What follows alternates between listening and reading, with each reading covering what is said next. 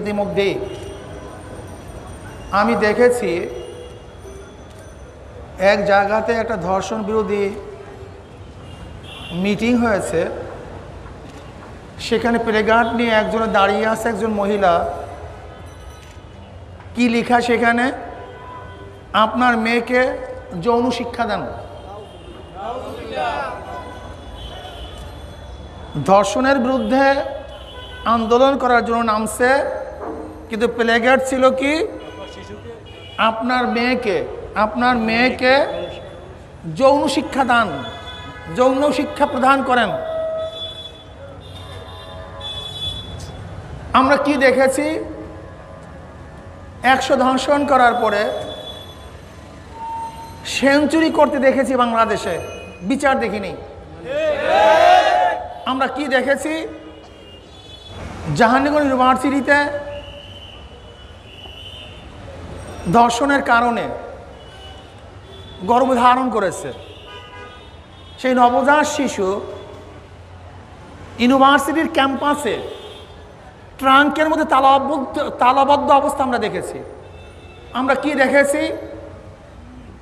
হাজারো অবৈধ সন্তান ধর্ষণের বিরুদ্ধে যারা জন্মগ্রহণ করেছে ড্রেনের মধ্যে, ডাস্টবিনে তাদেরকে পড়ে থাকতে দেখেছি।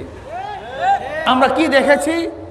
আশরাফুল মাখলুকাত এই মানব সন্তানকে নিয়ে ডাস্টবিনে কাক কুকুরকে লড়াই করতে দেখেছি। আবার বর্তমান স্বরাষ্ট্রমন্ত্রী এক প্রেস ব্রিফিংয়ে এক সাংবাদিক ধর্ষণ ফিরাবার জন্য তাকে প্রস্তাব দিয়েছে যে পতিতালয় খোলা হোক। যদি পতিতালয় খোলা হয় তা ধর্ষণ বন্ধ হয়ে যাবে। আমি ওই সমস্ত মাথা পছন্দওয়ালাদেরকে বলতে চাই, যদি পতিতালয় ধর্ষণ ফিরাতে পারত তাহলে ভারতের মধ্যে সবচেয়ে বেশি পতিতালয়, সেখানে ধর্ষণ ফিরছে না কেন? আমরা বাংলাদেশের ধর্ষণের বিরুদ্ধে আন্দোলন সংগ্রাম করতেছি, ভারতের জনগণও একই ধর্ষণের বিরুদ্ধে সংগ্রাম আন্দোলন করতেছে, অর্থাৎ সবচেয়ে বেশি পতিতালয় ভারতের মধ্যে।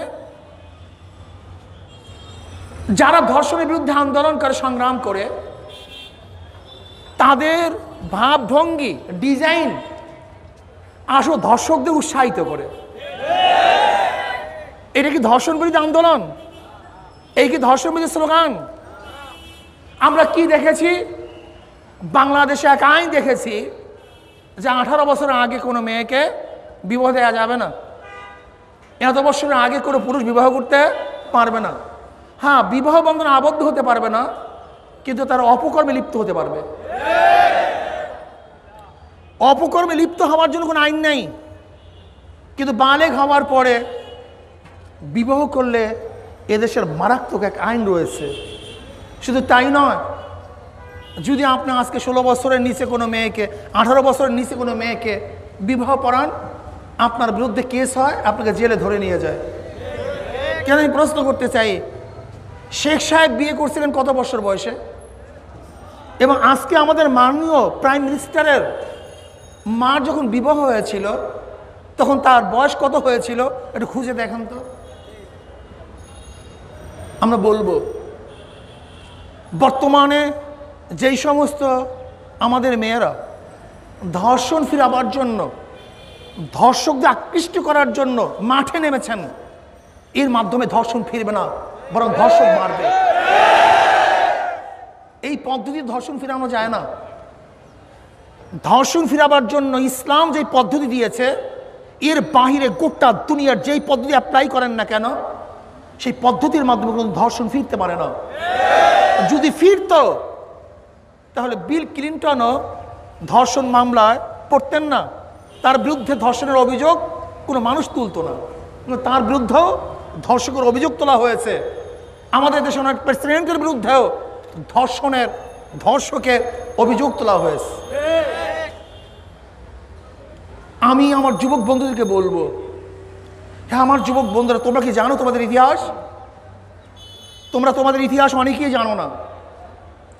মোহাম্মদ বিন কাসিম সে আরব থেকে এই পাক উপমহাদেশে কেন এসেছিলেন? সত্যি একটা বোনের আর্তনাদের কারণে।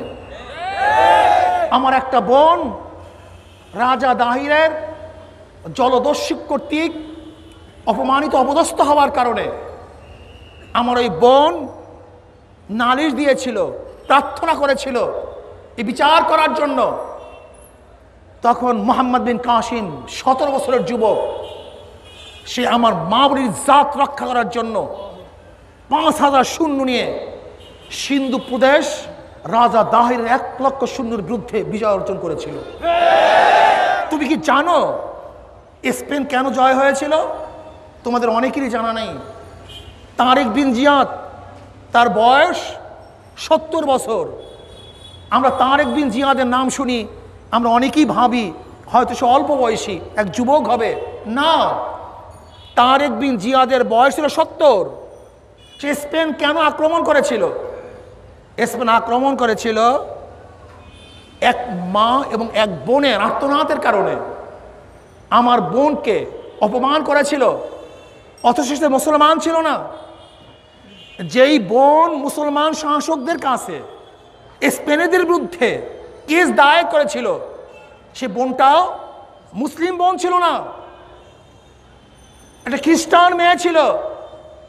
সেই মেয়ের আর্তনাদের কারণে তারেক বিন জিয়াদ 70 বছর বয়সে স্পেন দখল করে ফেলছে। যদি মোহাম্মদ বিন কাসিম একটা মেয়ের জাত রক্ষা করার জন্য সিন্ধু প্রদেশ দখল করতে পারে, তারেক বিন জিয়াদ একটা মায়ের জাত রক্ষা করার জন্য স্পেন শাসন করতে পারে, আজকে বাংলাদেশের সমস্ত মুসলমানদেরকে বলবো, আমাদের মা বোনের জাত রক্ষা করার জন্য আমরা কেন জীবন দেব না, রক্ত দেব, সব কিছু দিতে হবে। উপায় নেই, আর দিতে হবে। যদি আজকে মা বোনের জাত রক্ষা করার জন্য আপনি এবং আমি রাস্তায় না নেমে আসি, আন্দোলন সংগ্রাম না করি, তাহলে আপনার এবং আমার মাও বোন নিরাপদে থাকবে না। কোনো বোন নিরাপদে থাকবে না, কোনো মেয়ে নিরাপদে থাকবে না। কাজে আমার মা বোনদের নিরাপত্তা প্রদান করার জন্য ওই বোনের ভাইকে, ওই মায়ের সন্তানকে, ওই মেয়ের স্বামীকে, ওই মেয়ের আত্মীয়কে রাস্তায় নেমে আসতে হবে। ধর্ষক বিরুদ্ধে আইন করার জন্য, ধর্ষকের বিরুদ্ধে আন্দোলন করার জন্য রাস্তায় ঝাঁপিয়ে পড়তে হবে। আজকে বাংলাদেশের অবস্থা কি দেখছি, গোটা দুনিয়ার অবস্থা কি দেখছি, এখানে আদর্শবান কোনো মানুষের বাসস্থান এটা বলা যায় না। চুরি, ডাকাতি, লুচ্চামি, গুন্ডামি, বদমাশি, জেনা, ধর্ষণে ভরে গিয়েছে। এ দেশ আর মানুষের দেশ বলা যায় না। কাজে এর বিরুদ্ধে আন্দোলন করার জন্য আমরা সবাই ঝাঁপিয়ে পড়বো তো ইনশাআল্লাহ। আমাদের এক ফোঁটা রক্ত থাকা সত্ত্বেও এই আন্দোলন থেকে আমরা পিছপা হব না, আমরা সামনে অগ্রসর হব। যতদিন পর্যন্ত ধর্ষকদের বিরুদ্ধে আইন পাস না হবে এবং তা বাস্তবায়ন না হবে, ততদিন পর্যন্ত আন্দোলন চলবে, চলতে থাকবে।